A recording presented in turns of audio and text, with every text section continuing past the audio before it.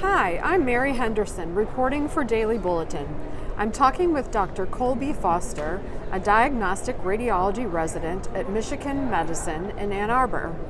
She's sharing key learnings from her RSNA 2024 session, Where Do We Go From Here? Structured Scoping Review and Roadmap for Sustainability Research in Radiology. Thank you for joining me today. Thank you so much, Mary. Dr. Foster, why is it important for radiologists to have a roadmap for sustainability research?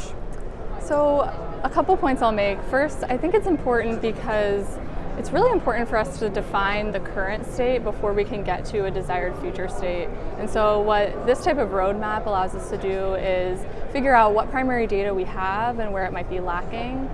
Secondly, it allows us to find weaknesses and gaps in the research that we can hopefully fill in the future, studies that might need to be replicated or strengthened.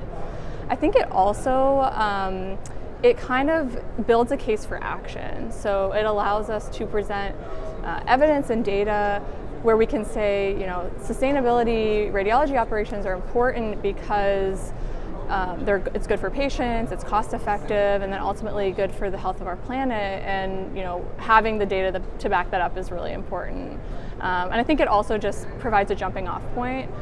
So people can look at the scoping review and say, okay, these studies have been done, maybe I can engage in this research as well. What are some of the gaps that exist in the current literature on sustainability in radiology? So some of the gaps we identified through our scoping review is one, there's a lot of aspects of MRI that can be further studied. So things like differences in vendors, field strengths, age of the magnet, protocols, and just a balance between green considerations and clinical efficacy.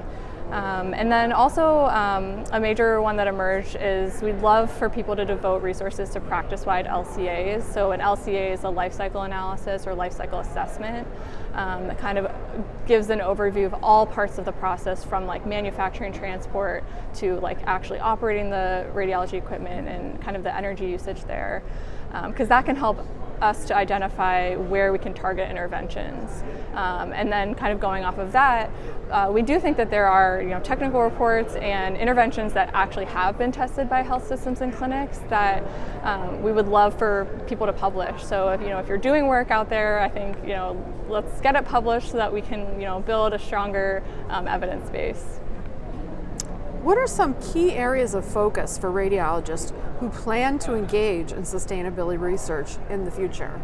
So I think some of the key areas are the ones that I just mentioned, so the research gaps, but then also I think one thing practically that can be really helpful when you're thinking about doing sustainability research or wanting to engage in this research is think about some quality improvement tools in your toolbox that can actually help you get started on these projects. So for example, defining your scope and kind of narrowing your scope is really important. Also using something like an impact effort matrix where you can define what projects might be low-hanging fruit, so maybe low effort, a little bit lower impact, and then also the projects that are really high impact but a little bit higher effort.